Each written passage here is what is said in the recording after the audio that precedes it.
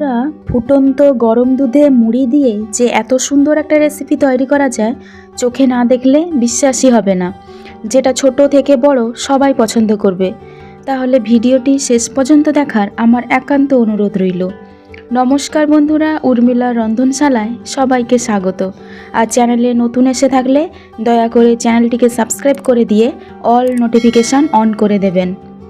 বন্ধুরা, মুড়ি দিয়ে এই রকম একটা রেসিপি বানানোর জন্য প্রথমে আমি এক বাটি মুড়ি নিয়েছি। এটা সম্পূর্ণ হচ্ছে বাজারে কেনা মুড়ি। বাড়িতে ঘরোয়াভাবে যে মুড়ি ভাজা হয় সেই মুড়িও নিতে পারেন, সেটা দিয়েও এই রেসিপিটাও খুব সুন্দরভাবে বানানো যায়। এরপর আমি একটা মিক্সিং জার নিয়েছি, এটা হচ্ছে একটা ছোট মিক্সি জার নিয়েছি। এরপর পুরো এক বাটি মুড়ি আমি এই মিক্সি জারে ঢেলে দেব। আপনাদের কাছে যদি মিক্সি জার না থাকে তাহলে আপনারা শিলনোড়াতেও এই কাজটা করে নিতে পারেন। মিক্সি জার কয়েক সেকেন্ড এখানে মিক্সি গ্রাইন্ডারে ঘুরিয়ে নিতে হবে। আমি সেই মতো ঢাকনাটা লাগিয়ে দিয়েছি এবং মিক্সি গ্রাইন্ডার কয়েক সেকেন্ড ঘুরিয়ে নেওয়ার পর এখানে মুড়ির গুঁড়িটা কিন্তু ভালোভাবে পুরো ময়দা কিংবা আটার মতো পুরো ধুলোর মতো পুরো তৈরি হয়ে গেছে। আপনারা শিলনোড়াতেও পুরো এইভাবে পুরো গুঁড়ো করে নিতে পারেন। আর যদি শিলনোড়াতে করার পরে যদি একটু আধটু যদি কোনো বড় বড় যদি মুড়ি কিংবা দানাটা থেকে যায়, তাহলে আপনারা ময়দা কিংবা আটার যে ছাঁকা হয়, যে ছাঁকনি থাকে, সেখানটাও ভালোভাবে কিন্তু আপনারা ছেঁকে নিতে পারেন, যাতে একটুও যেন কোনো বড় দানা না থাকে। বন্ধুরা, দেখতে পাচ্ছ পুরো কিন্তু গুঁড়িটা কিন্তু আমার তৈরি হয়ে গেছে। মাত্র এইটুকু গুঁড়ি দিয়ে কিন্তু এই রেসিপিটা কিন্তু ভালোভাবে তৈরি হয়ে যাবে। এরপর গ্যাসে আমি একটা কড়াই বসিয়েছি এবং প্রথমে আমি এক বাটি এখানে জল দিয়ে দিলাম। তারপর আমি এখানে 500 দুধ এখানে দিয়ে দেব। আমি এখানে হচ্ছে বাজারে কেনা সে লিকুইড দুধ ব্যবহার করেছি, আপনারা এখানে গরুর দুধও আপনারা ব্যবহার করতে পারেন। এরপরে গ্যাসের ফ্লেমকে মিডিয়ামে রেখে দুধটাকে কিন্তু জাল করতে হবে। আমি গ্যাসের ফ্লেমটাকে মিডিয়ামে রেখে দুধটা জাল করছি। তার মধ্যে দুটো এলাচ দিয়ে দিলাম, যাতে এখান থেকে ভালো একটা ফ্লেভারের গন্ধটা যাতে বের হয়। এরপর আস্তে আস্তেভাবে খুন্তিটাকে এইভাবে নাড়াতে থাকতে হবে, যাতে নিচের দিকে দুধটা যাতে না বসে যায়। এরপরে দুধে 2 চামচ চিনি দিয়ে দেব। এরপরে খুন্তিটাকে সেই আগের মতো এইভাবে নাড়াতে থাকতে হবে। দুধটাকে কিন্তু জাল করতে হবে। দুধটা যখন ফুটে ফুটে একটু কমে যেতে শুরু করবে, কিন্তু সেই মুহূর্তে আমাদের দিয়ে দিতে হবে সেই মুড়ির গুঁড়িটা। যে গুঁড়িটা আমি তৈরি করে রেখেছিলাম, সেই মুড়ির গুঁড়িটা কিন্তু এরপর এখানে দিয়ে দিব। একসঙ্গে কিন্তু এখানে ঢেলে দেওয়া যাবে না, খুব অল্প অল্প পরিমাণে এখানে দিতে হবে, যাতে গুটলি না থেকে যায়। এই জন্য অল্প অল্প দিয়ে ভালোভাবে খুন্তিটাকে এইভাবে কিন্তু নাড়াতে থাকতে হবে, যাতে কোনো গুটলি যাতে না থেকে যায়। এইভাবে কম কম মুড়ির গুঁড়ি দিয়ে কিন্তু খুন্তিটাকে এইভাবে নাড়াতে থাকবো এবং দুধের সঙ্গে এইভাবে কিন্তু মেশাতে থাকবো। বন্ধুরা, এরপর কিন্তু যা ছিল সবগুলো ঢেলে দিলাম এবং গ্যাসের ফ্লেমটাকে কিন্তু কোনো প্রকারে কিন্তু হাইতে করা যাবে না। এরকম মিডিয়াম গ্যাস ফ্লেমে কিন্তু খুন্তিটাকে এইভাবে নাড়াতে থাকতে হবে এবং মুড়ির গুঁড়িটাকে কিন্তু দুধের সঙ্গে এইভাবে মেশাতে থাকতে হবে। তারপর খন্তাটাকে কিন্তু এইভাবে কিন্তু নাড়াতে থাকতে হবে। বন্ধুরা, আমি সেই মতো করছি এবং গ্যাসের ফ্লেম কিন্তু একইভাবে আছে, মিডিয়ামে আছে। এইভাবে খুন্তিটাকে নাড়িয়ে নাড়িয়ে কিন্তু দেখবেন এটা কিন্তু অনেকটাই কিন্তু শক্ত হতে থাকবে। দেখুন বন্ধুরা, আগের থেকে কিন্তু টেক্সচারটা কিন্তু অনেকটাই কিন্তু শক্ত হয়ে গেছে। এইরকম টেক্সচারে যখন চলে আসবে, এরপর কিন্তু গ্যাস বন্ধ করে একে কিন্তু নামিয়ে নিতে হবে। আমি সেই মতো গ্যাসটা এরপরে বন্ধ করে দেব এবং একে একটা পাত্রে একে কিন্তু নামিয়ে নেব।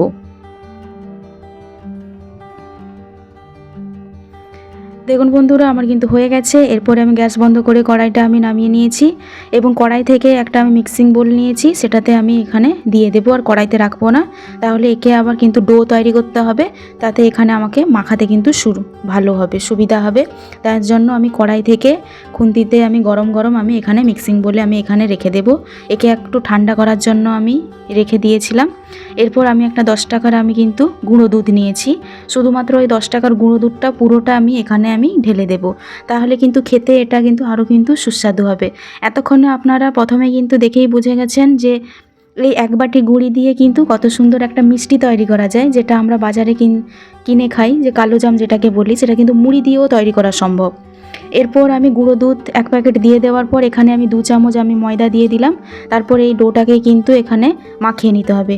এতে কিন্তু আলাদা করে কোনো জল টল কোনো কিছু দেওয়া যাবে না, জল কিংবা তেল কোনো কিছু দেওয়া যাবে না। শুধুমাত্র এই উপকরণগুলো দিয়ে একে ভালো করে কিন্তু মাখাতে হবে। আমার কিন্তু আরও একটু কিন্তু আমার ময়দা আমার দরকার হচ্ছে, আমি আরও 2 চামচ এখানে ময়দা দিয়ে দিলাম। আপনাদেরও বলছি যে ডোটা তৈরি করতে যদি আরও যদি একটু ময়দা যদি প্রয়োজন হয় তাহলে আপনারা কিন্তু এখানে ব্যবহার করতে পারেন। আমি এখানে টোটাল আমি 4 চামচ হচ্ছে ময়দা আমি ব্যবহার করেছি, তার মধ্যে কিন্তু ডোটা কিন্তু আমি তৈরি হয়ে গেছে। দেখুন বন্ধুরা, এরকম একটা পারফেক্ট একটা ডো কিন্তু তৈরি করতে হবে। এরপর ডোটা তৈরি হয়ে গেলে হাতে একটু তেল মাখিয়ে নিতে হবে, যাতে লেচিটা কাটার সময় হাতে যাতে না লেগে যায়, সেই জন্য আমি তেলটা হাতে মাখিয়ে নিলাম। এরপর কম কম একটু করে লেচি আকারে নিয়ে, যেভাবে কালোজাম মিষ্টি খুব গোল গোল করে তৈরি করা হয় ঠিক সেইভাবে কিছুটা অংশ নিয়ে এইভাবে কিন্তু পুরো রাউন্ড শেপ এঁকে করতে হবে। আপনারা এইভাবে গোল গোল করেও আপনারা করে নিতে পারেন, কিংবা এর চাইতে ছোট সাইজেও করতে পারেন, সেটা আপনাদের ইচ্ছা অনুযায়ী আকার ছোট বড় করে নিতে পারেন। আর আপনারা ল্যাংচার সাইজেও করতে পারেন, তাহলে ডোটা অল্প একটু নিয়ে একে একটু লম্বা লম্বা সাইজেও করা যেতে পারে। আপনারা ইচ্ছে মতো যে কোনো শেপে এটা কিন্তু করতে পারেন, তাতে কোনো অসুবিধা নেই। এটা যে কোনো শেপে কিন্তু অনায়াসে এটা হয়ে যাবে। দেখুন বন্ধুরা, এটা ল্যাংচা করতে গেলেও কিন্তু ভালোভাবে এটা হয়ে গেল। আমি যেহেতু ল্যাংচা করব না, খুব গোল গোল করে আমি কালোজামের মিষ্টির মতো আমি তৈরি করব, সেই জন্য আমি শুধু গোল শেপগুলোই করব। এটা কিন্তু খুব অল্প সময় তাড়াতাড়ি কিন্তু এটা তৈরি হয়ে যাবে, আর কোনো কিন্তু এক্সট্রা কোনো ঝামেলা আর করতে হয় না। কিন্তু বন্ধুরা, এটা বুঝতে পারছেন, শুধুমাত্র 1 বাটি মুড়ি দিয়ে কিন্তু এতগুলো কিন্তু মিষ্টি তৈরি করা যাচ্ছে। এবং গুঁড়িটাও দেখেছেন যে কতটা অল্প গুঁড়ি, কতটা অল্প মুড়ির গুঁড়ি দিয়ে দেখুন কতগুলো হয়েছে। দেখুন বন্ধুরা, অনেকগুলো কিন্তু মিষ্টি কিন্তু তৈরি হয়ে গেছে। এরপর আমি সে একই আমি কড়াই নিয়েছি, সে একই কড়াইতে আমি খানিকটা আমি তেল দিয়ে দিলাম। এরপরে সাদা তেল আমি এখানে ব্যবহার করেছি। তেলটা গরম হলে যেগুলো আমি মিষ্টিগুলো তৈরি করে রেখেছিলাম, সেই মিষ্টিগুলো কিন্তু এখানে মিডিয়াম গ্যাস ফ্লেমে কিন্তু ভাজতে হবে। গ্যাসের ফ্লেমটাকে কিন্তু কোনো প্রকারে হাইতে করা যাবে না, তাহলে কিন্তু ভেতর থেকে কাঁচা থেকে যাবে আর ওপর থেকে কিন্তু ভাজা হয়ে যাবে। এই জন্য গ্যাসের ফ্লেমটাকে মিডিয়ামে রেখে এই কাজটা কিন্তু করতে হবে। একে আস্তে আস্তে করে এইভাবে কিন্তু একে ভাজতে হবে। একটা পিঠ হয়ে গেলে আর একটা পিঠ এখানে উল্টে দিতে হবে। যখন এগুলো হালকা যখন কালার ছাড়তে শুরু করবে, হালকা যখন এখানে লাইট কালার যখন আসতে শুরু করবে, তখন কিন্তু একে গ্যাসের ফ্লেমটা মিডিয়াম থেকে আবার কিন্তু হাইতে করতে হবে। দেখুন বন্ধুরা, এইগুলো মিষ্টিগুলো কিন্তু হালকা কিন্তু হলুদ হলুদ কিন্তু হয়ে আসছে। এরপর কিন্তু গ্যাসের ফ্লেমটাকে কিন্তু আমি মিডিয়ামে করে দেবো, যাতে ওপর থেকে আরও কালারটা ভালো আসে। আমি সেই মতো গ্যাসের ফ্লেমটাকে আবার হাইতে করে দিয়েছি। এরপর একে ভালোভাবে ভেজে নেব, যাতে ওপর থেকে কালারটাও ভালো আসে। দেখুন বন্ধুরা, কালারটা কিন্তু আরও কিন্তু ভালোভাবে কিন্তু কালার আসতে শুরু করেছে ওপর থেকে। আপনারা এর থেকেও আরও ডিপ করেও ভাজতে পারেন। আমি হালকা করে প্রথমটা আমি ভেজেছি, এর থেকেও আপনারা আরও ডিপ করে ভাজতে পারেন, তাতেও কিন্তু খেতে খুব ভালো হয়। আমি এই রকম একটা আমি করেছি, এটা রেখে দিলাম। এবং বাকিগুলোও আমি কিন্তু একইভাবে আমি তৈরি করে নিয়েছি। এরপর সেই একই কড়াইতে তেলটা আমি আলাদা জায়গায় আমি নামিয়ে দিয়ে সেই একই কড়াইতে প্রথমে আমি 1 বাটি আমি চিনি দিলাম, এবং আমি সেই একই বাটির মাপে আমি 1 বাটি আমি জল দিয়ে দিলাম। এখানে একটা চিনির জল তৈরি করতে হবে, অর্থাৎ চাশনি একটা তৈরি করতে হবে। এবং ফ্লেভারের জন্য একটা আমি এলাচ দিয়ে দিলাম। এরপরে গ্যাসের ফ্লেমটাকে মিডিয়ামে রেখে চিনিটাকে এখানে গলতে দিতে হবে। দেখবেন চিনি গলে গেলে হালকা একটা হলুদ কালার কিন্তু চলে এসছে। এরপরে একে নাড়াতে থাকতে হবে খুন্তিতে। দেখবেন এখানে কিন্তু ভালোভাবে এই বাবুলগুলো উঠলে বোঝা যাবে কিন্তু চাশনিটা কিন্তু তৈরি হয়ে গেছে। আপনারা বুঝতে পারবেন, হাতে একটু নিয়ে যখন হালকা একটু চিটচিট থাকবে তখনই বোঝা যাবে যে চাশনিটা কিন্তু তৈরি হয়ে গেছে। আমার চাশনিটা কিন্তু তৈরি হয়ে গেছে। যে মিষ্টিগুলো ভেজে রেখেছিলাম সেটা এখানে পুরোটা আমি এখানে ঢেলে দেব। একে এইভাবে চিনির জলে একে দিয়ে একে হচ্ছে 20 থেকে 25 মিনিট সেই মিডিয়াম গ্যাস ফ্লেমে কিন্তু একে ফোটাতে হবে, যাতে ভেতর থেকে ভালো মতো চিনির জলটা ভেতর পর্যন্ত ভালোভাবে যেন অ্যাবজর্ব করতে পারে।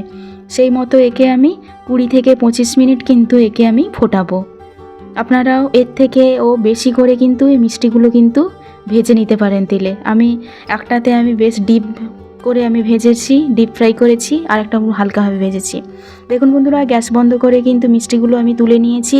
এরপরে আমি একটা মিক্সিং বলে আমি এগুলো আলাদা করে সেই চিনির রস সমেত একে আমি এখানে আরও আমি 10 থেকে 15 মিনিট এখানে আমি রেখে দেব, যাতে আরও মিষ্টি রসটা আরও ভেতর পর্যন্ত যাতে অ্যাবজর্ব করতে পারে।